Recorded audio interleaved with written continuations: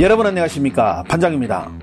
요즘 우리나라는 부동산 시장의 급락으로 여기저기서 경제적으로 많은 문제점이 드러나고 있는데 중국 역시 최근 몇 년간 경제 침체의 직접적인 유발 원인으로 부동산과 제로 코로나 정책을 꼽고 있습니다.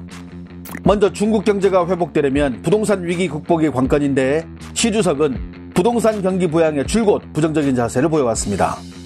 이를 단적으로 보여주듯 중국 당국은 시 주석의 주문에 따라 부동산 개발 기업들의 과도한 대출과 주택 구매자의 투기를 겨냥한 강력한 단속을 벌여 대대적인 부동산 위기가 시작되었습니다.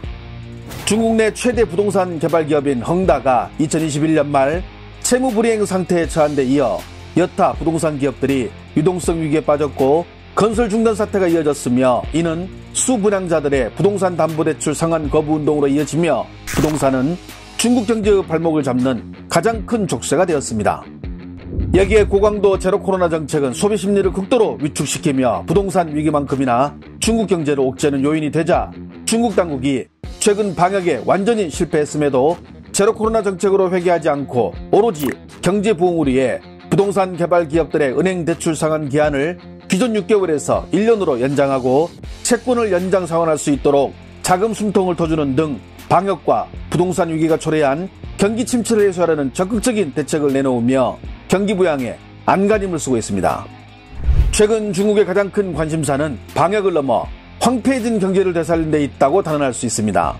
실제로 최악의 상황으로 내몰리고 있는 경제를 살리기 위해 그리고 중국 당국이 경기 둔화를 막기 위해 수단과 방법을 가리지 않겠다는 강력한 의지로 부양책의 시동을 걸고 있는데 여기에 중국 명문대의 교수진들도 발을 맞추고 있는 모양새입니다. 며칠 전 중국 경제의 석학 중의 한 명인 중국인민대학 경제학과의 관권 교수는 한국의 1인당 GDP가 일본 추월을 바로 앞에 두고 있으며 이를 통해 중국 경제가 한국 경제에서 배워야 할 점이란 주제로 자신의 의견을 피력했는데 현재 이 영상이 중국에서 큰 관심을 받고 있어 화제입니다. 먼저 관 교수는 한국과 일본의 상황에 대해 간략히 언급했는데요. 韩国已经被联合国贸发会议确定为发达国家，人均 GDP 超过35000美元，可能会接近4万美元。这个水平超过一些老牌的发达国家，比如说南欧的葡萄牙、希腊等等国家。另外，作为四小龙当中最大的经济体，发展潜力巨大，工业门类齐全，它在很多领域都比较强，特别是重工业。近20年，比如说钢铁、汽车、造船、电子等等，作为5000多万人口的一个中等人口水平的国家，是很具有实力的，而且还有发展前景。在某种意义上，我们可以认为不久的将来可能在人均 GDP 上会超过日本，因为日本近30年接近于停滞不前，而且很难有更好的动力发展。日本的状况是停滞不前的状况，而韩国还有发展潜力，不可小觑。作为中国的近邻，我们应该高度关注。 관권 교수의 말대로 우리는 일본에 비해 경쟁력을 갖추고 있을까요? 경제 규모 면에서 우선 우리와 일본은 아직도 큰 격차를 보이고 있습니다. 인구가 2.4배 많은 일본의 GDP가 한국의 2.73배라는 점은 여전히 우리가 더 분발해야 할 점이라 할 수 있습니다. 올해 10월 11일 IMF가 발표한 세계 경제 전망에 따르면 올해 한국의 1인당 GDP는 33,590달러로 일본의 34,360달러에 비해 격차가 770달러로 좁혀질 것으로 예상했습니다. 이는 IMF가 통계를 작성한 이래 최소 수준인데 어쨌든 경제 규모도 여전히 큰 격차가 있고 1인당 GDP도 아직 일본이 앞서고 있는데 그렇다면 우리가 요즘 흔히 듣는 한국인이 일본인보다 더 잘 산다는 근거는 어디에서 나올까요? 우리나라 코트라에 해당되는 일본 무역진흥기구의 지난 9월 보고서를 보면 답을 얻을 수 있습니다. 일본 무역진흥기구는 양국 직장인들의 임금 수준을 실감나게 비교하기 위해 매월 월급 통장에 입금되는 실급여를 그해의 시장 환율로 환산했는데 2021년 일본의 평균 연간 급여는 4489달러, 한국은 37,196달러로 3,000달러 차이를 보였습니다. 그런데 올해 7월에 평균 환율을 적용하면 일본의 평균 임금은 32,503달러, 한국은 32,532달러로 한국이 더 많아진다고 일본 무역진흥기구는 밝혔습니다. 물론 임금이 높아졌다고 일본 경제를 추월했다고 보기는 어렵지만 구매력 평가 기준뿐 아니라 명목 임금까지 한국의 임금이 모든 면에서 일본을 따라잡은 것은 확실해 보입니다. 여기에 한국의 임금 상승률이 일본보다 높다는 점 역시 일본 내 경제 전문가들의 입에서 한일 간의 위치가 바뀌고 있다는 말이 나오게 만들고 있습니다. 여기 앞에서 소개해드린 관건 교수는 그동안 중국에서 들어보기 어려운 의견을 내놓았는데요. 韩国还有一个特点，大家也都知道，就是财阀的势力比较强大，有著名的三星、现代等等一些，有人说4大财阀，有人说10大财阀。财阀通常有2个特点，一个是家族控股，家族成员控制总的企业的规模权力；第2个特点是横跨不同的行业，互相支持，互相协助。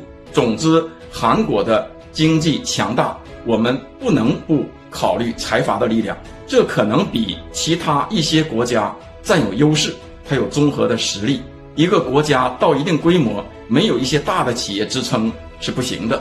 我们为什么看好韩国而不看好东南亚一些国家？大概在这里边有这么一个情况，要么就是外资，他们本国很少有自己的能够成为顶梁柱的大企业，更不用说很多，包括现在的越南都缺少这种能力。而韩国作为一个人口没有那么多的国家，有这样的实力不可小觑，非常值得关注。我十分看好韩国在一个环境并不好的条件下能发展到这个程度，它既没有自然资源，又面临着一个复杂的国际环境，能走到今天，非常值得我们学习。 그동안 한국 경제의 발전을 논할 때 중국의 유력 언론들은 한국의 재벌들을 시종일관 좋지 않은 시각으로 바라봤습니다. 한국 경제의 70%를 장악하며 하고 싶은 것은 다 하는 한국의 10대 재벌들, 중국 직원들을 강제로 무릎 꿇게 만든 한국 GDP의 70%를 차지하는 10대 재벌들이 저지른 일들, 한국 대통령도 함부로 못하는 한국 재벌들의 오만방자함.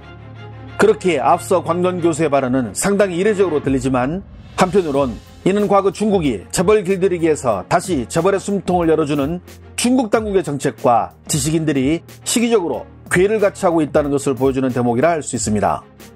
즉 대놓고 중국 당국이 나서 중국 재벌들을 띄워줄 수는 없기에 우회적으로 한국 재벌의 긍정적인 측면을 부각시키며 유화적인 분위기를 다잡는다고 볼 수 있겠죠.